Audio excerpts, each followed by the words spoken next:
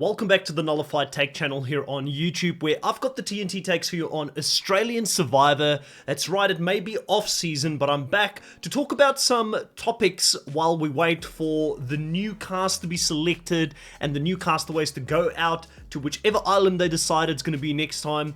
And before we crown that new winner of Australian Survivor, for now, Liz can sit back and enjoy the fact that she has just won the last season. But I wanted to talk a little bit about why Australian Survivor has now kind of cornered themselves in a way where they have to start casting fans of the show or new players to the game. It doesn't necessarily have to be fans, it can be any new player that they recruit into the game as well, but it feels like we've seen a lot of returnee seasons in recent times. So if you think about it, we had Champions vs Contenders 1 that had Russell Hans, a USA returning player, coming into the game. We had Champions vs Contenders 2, which had Luke Toki come back. No one was complaining about it at that time, and I mean, I live for that season. It's probably my favorite season of all time. And then we had All Stars. After All Stars, we had one season with complete newbies playing the game, which was exciting to see. And then followed by Blood vs Water with returning players, Sam, Mark, Andy and Sandra Diaz Twine, and then followed in by this Heroes vs Villains season, half and half when it comes to the cast. So when you think about it, they have tapped very deeply into that player pool of players that they have gone out to All-Stars and now have gone out to Heroes vs Villains, and that leaves them in a space where they now need to create some new legends of the game, some new exciting players, before I think we can go back to a full All-Star season. And my opinions are my opinions alone. I know that some fans may not agree with me on this, and they would love for Luke Toki and David Gannett to be out there next season, but I would like for them to take a break from bringing back players that have already played the game. Just give us 2 or 3 seasons so we can get some new legends, and then give us maybe a full third times the charm or second chances season with some returning players coming back into the game.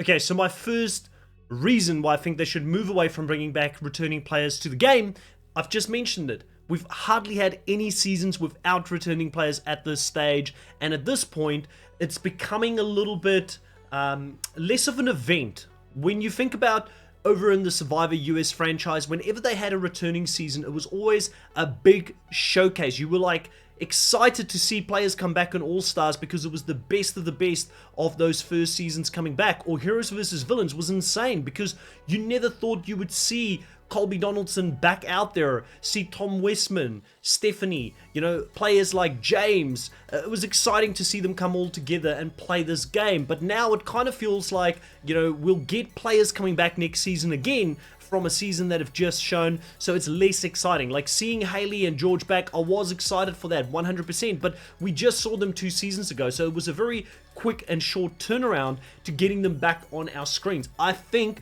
we can create more anticipation and create a bigger event around a returning season if we just waited a little bit and let it cook before we actually bring back these players into the game. Look at Survivor right now. Fans in the US are screaming for a returning season because we haven't had one since Winners at War, and we've now gone 4 seasons without having any returning players back in the game. So if they do a returning seasons for 45 or for 46, you know that it's going to be hyped and people are going to be excited to see some of their favorites from the previous seasons come back to play against each other.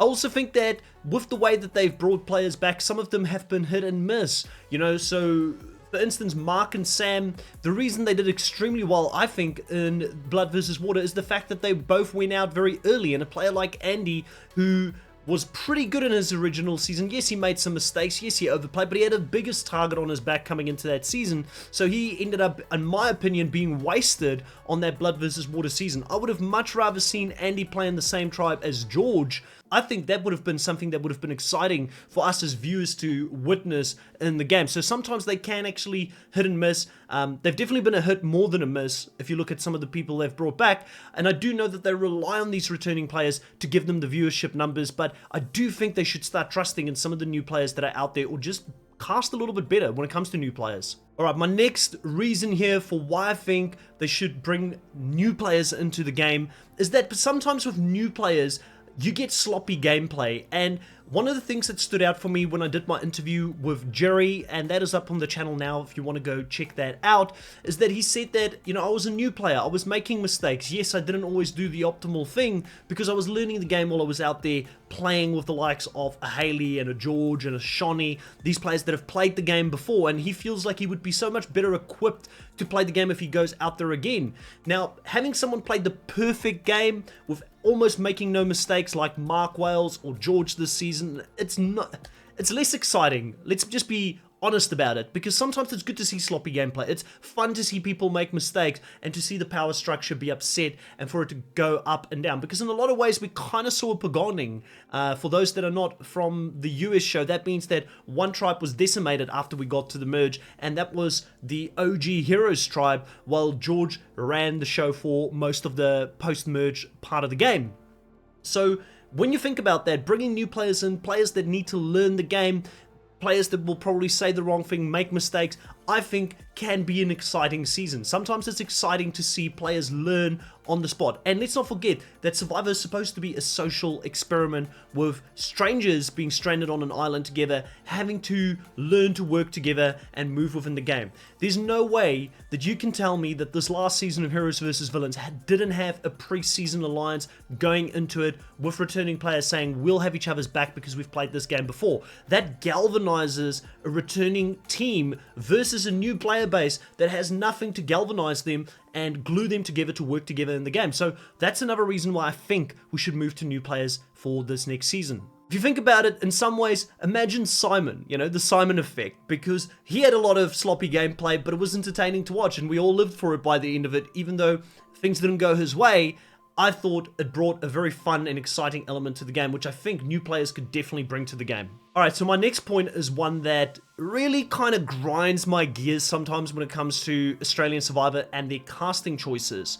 And again, like I said, maybe everybody that's listening to this don't have an issue with that. I know that even sometimes my co-hosts will fight for the reason why Australian Survivor does this, but it still annoys me. And that is the fact that they go out of their way to recruit Instagram influencers or internet influencers to come onto the show because they think that automatically that will translate into viewership numbers. Well, here's the thing about the internet. If you've got 100,000 people following you on Instagram, it's not to say that all 100,000 are in Australia and are going to necessarily translate over to the TV show and then watch your product. And I think that that is being missed sometimes when it comes to some of these influencers being on the show. And then also, it's okay to get influencers on the show. I don't have the biggest problem with that because sometimes you do have to recruit. You can't just have 24 game bots playing the game out there because it will become pretty boring, and in some ways maybe some of the later seasons of Survivor US have become very game body with the type of players that they sometimes have on there. You don't want that necessarily, but what you do want is someone with a great personality. Don't give them a pass just because they've got a big following. Make sure that they're entertaining, they've got a great story to tell, and that they can translate well to the audience and potentially have something up there that will make them think outside of the box to actually game the system within the game and try and play a good game. Those are the kind of people that I personally want to see make it onto the show, not just the fact that they're an Instagram model or an Instagram influencer. And for those that are fighting me on this, for those that are saying, well, we have had some great Instagram influencers play recently. I mean, David Gannett, I don't know if he was a fan from the start and he was a model. Obviously, he knew Sarah Tilike, so maybe that's the way he got onto the game. He had a great personality and was entertaining to watch. My counter argument would be that it's definitely more miss than hit at the moment for me when it comes to that, because if you look at the recent seasons, 4 to 5 people get all the confessionals while the rest of them are quiet. So if they're that great, if they're that entertaining, why don't we see them? Why don't we get to see them talk about their game, what they're doing? I do believe that most of the personalities that they get on there are not great television. So they really have to think about television first before they look at an Instagram influencer and their following before they put them out there. So the next takeaway I want to talk about is the fact that we've now got a whole range of new dedicated fans to the franchise that have been watching it since the beginning. I know that when the first 2 seasons came out for Australian Survivor, there was a lot of question about, will the show get cancelled? Will people actually watch it? I do think we've now gotten to a place where there is over about 700,000 people on average watching it every single time that it shows over in Australia. Now, I know it must not sound like a lot to people that are from the US, but that's about 2.7% of the Australian population. So if you had to convert that over to the US, it's probably close to about 8 million people watching it consistently, to give you a bit of an idea. So it's a pretty solid number for Australian TV to get that consistently. These fans out there, they've watched the game. They want to feel like there is a chance for them to get onto the show. I think it's one of the things that appeals to a lot of people, like even myself. Why I've watched it for as long as I have is because I've always felt like maybe there's an opportunity one day that I can get casted to play on a Survivor season. And watching the show, trying to learn from people what they're doing right, what they're doing wrong, kind of thinking to yourself, this is what I would have done in that moment, you know? That is one of the things that keeps the audience engaged. So giving the fans absolutely no hope to get onto the show if you close down the casting process and if you only get influencers on there and you only bring returning players on there, I think is a surefire way to turn fans like myself away from the game, because you want to believe that there is a hope, there is a chance for one of us to get onto the show and potentially play the world's greatest game. Those are kind of my points on why I think we should look at getting more new players onto the show for future seasons of Australian Survivor.